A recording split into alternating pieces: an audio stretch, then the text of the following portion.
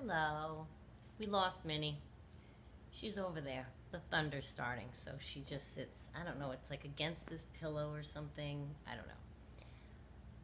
What led me to this video is the last one I just made, because it got me thinking about money again, because in the Dirty John series with the narcissist named John, after whom the series is named, he pretended with the money thing. He pretended he was a doctor. He pretended, they'll say things like, I'm not liquid, or my money is all tied up right now in the market, or my deal is about to go through, or they'll come up with a lot of different excuses, right, to not have it on them in their hand, available to use, things like that. And there's always a deal. They're always talking about a deal, and they're always talking about things. But let me tell you something. And I entitled this video the way that I did on purpose because I'm being facetious. Just a little hint, a subtle hint. People that have money don't talk about money.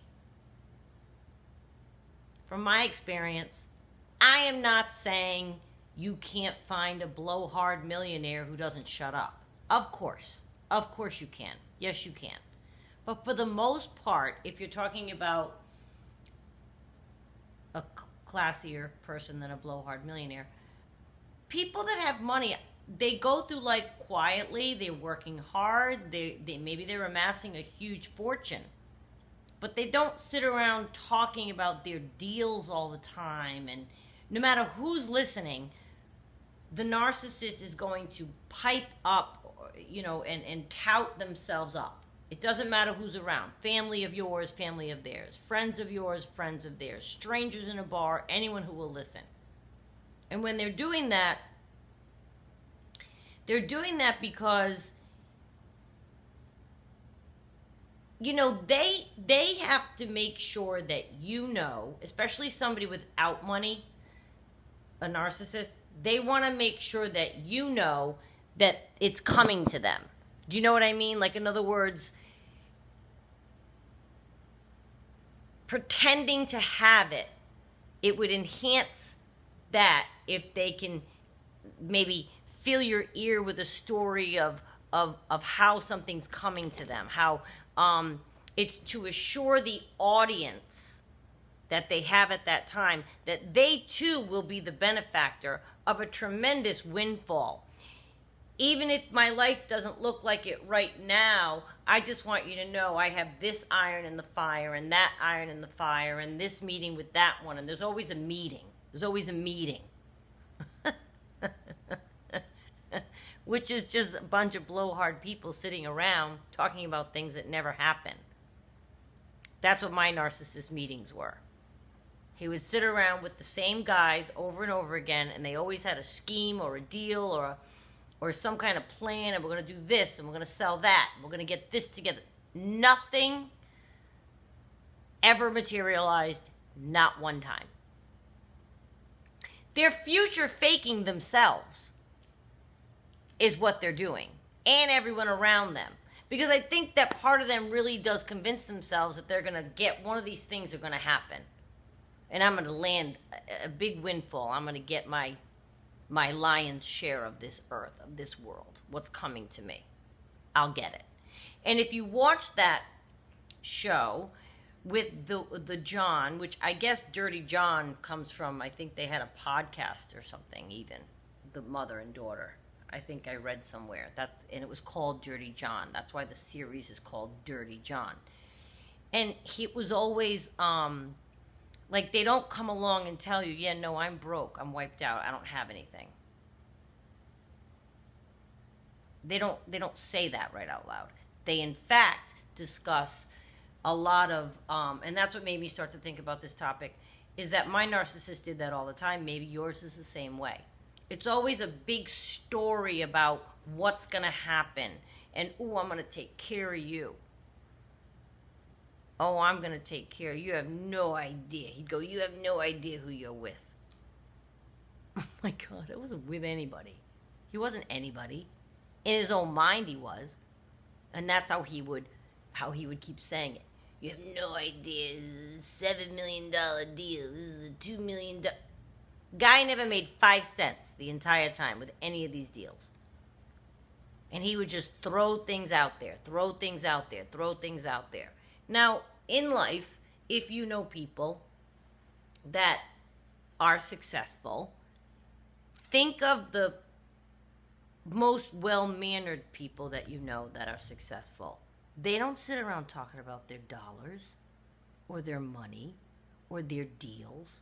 And if they do, ew, or like what they bought that day or what they're going to buy next week, or nobody good of any integrity talks like that.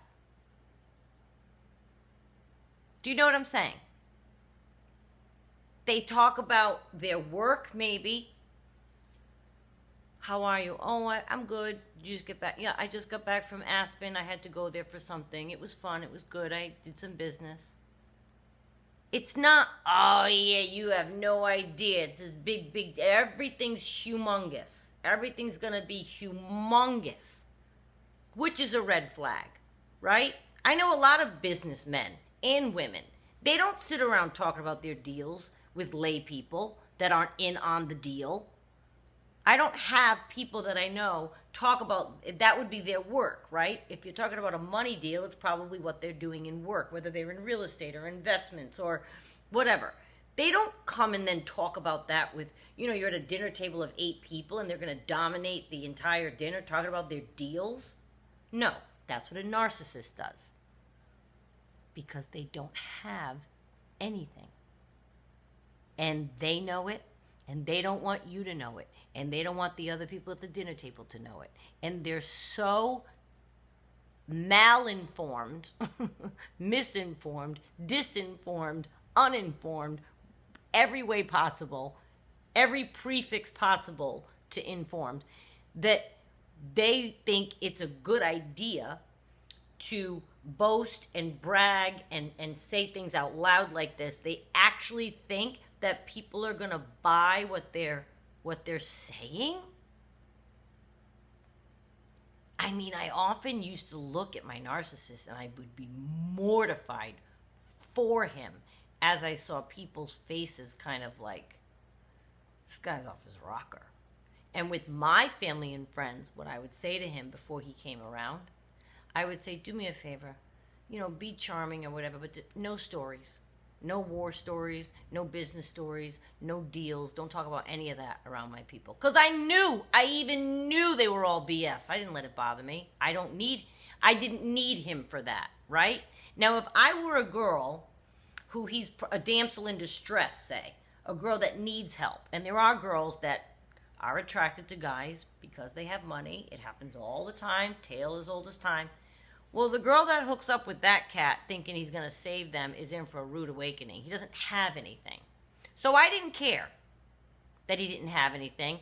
And I just took it to mean, he's a blowhard. I didn't understand what he was doing. He's not just telling stories innocently out of school. No, he's trying to sell himself. I'm talking about my narcissist again now. I'm not so much in the show anymore. It prompted me to think of my narcissist in this regard and how it happens to many people. In order to feel they're going to fit into life, they want to present themselves as a successful package also. A successful man, a successful woman. So the narrative that they have about their own life has to be something that represents what they want to be to you and the people at the dinner table. They can't just sit quietly and talk about what the topic is. Maybe people are talking about, who knows what people are talking about. But they have to then bring the focus to them, be loud about it, be brash about it, be open about details that you're not supposed to be. It sounds weird when you have somebody do that. Let it be a huge sign to you. Yeah. The quiet ones, the ones that are working and toiling and actually getting things done and producing and making money and they don't sit there and talk about their money. And that's all the narcissist does, and that's all the narcissist chases, and that's all the narcissist wants. From that aspect of life, they chase, people too, but I'm saying that is the almighty dollar. And my narcissist would tell me, I need money. Because they want to live a flashy life. He wanted to live a flashy life and be able to have money to throw around and throw at people and tip this one. And oh yeah, in Italian, it's like a spaccone. That's what they call that, a spaccone. Somebody that wants to have money all the time and give it and, shower people with big tips. And that's a spaccone. Pick up the check. It's a spaccone. So he would talk about how, I need this deal to go through. I need money to, I really want, this deal's going to be good. Really listen when you meet somebody like that.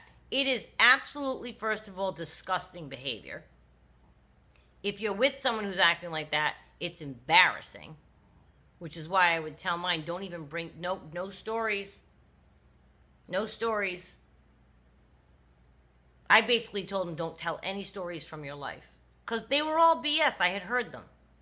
They sound like BS. They reek of it. You can tell when somebody is BSing.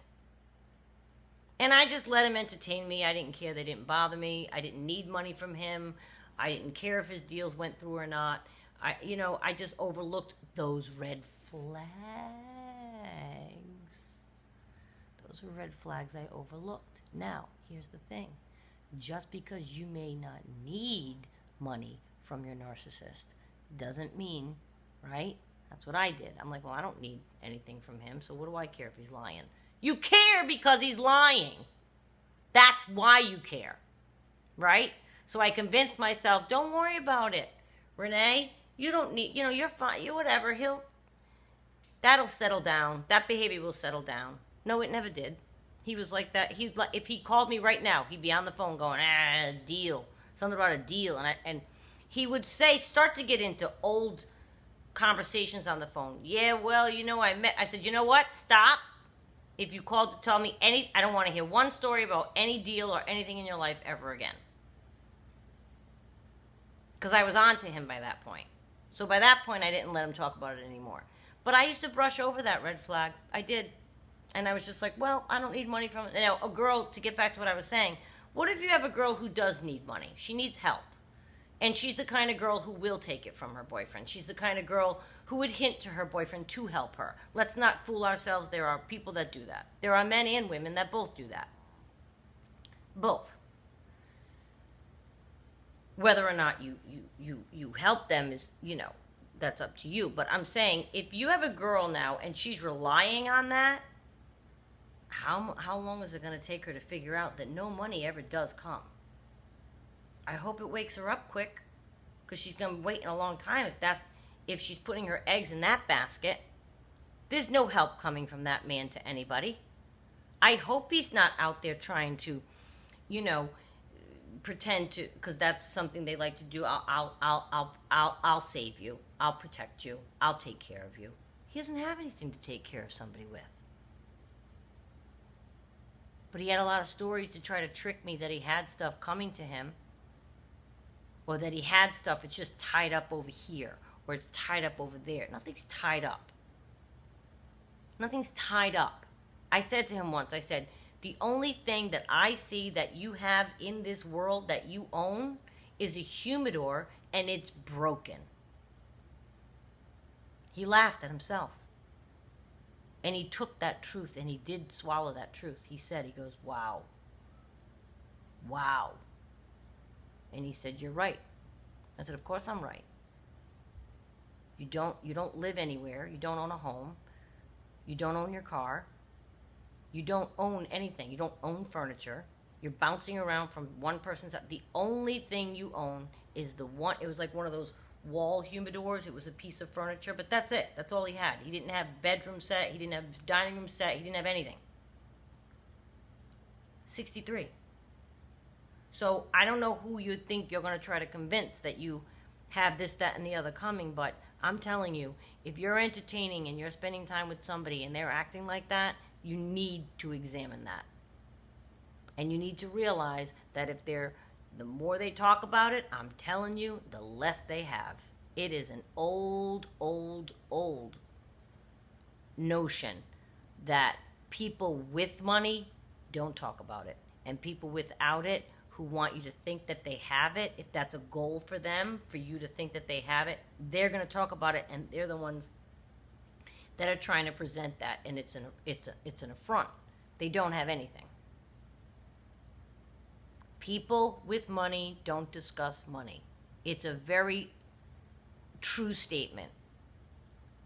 Except for the occasional braggart. We already said that. Okay? You got to make room for that in life, okay, right? So there's occasionally somebody that might be a little too, mouthy for their own good, and they should just be quiet and have their spoils, their riches, and not, some people speak too much, and that's a whole different topic. That's just being tacky.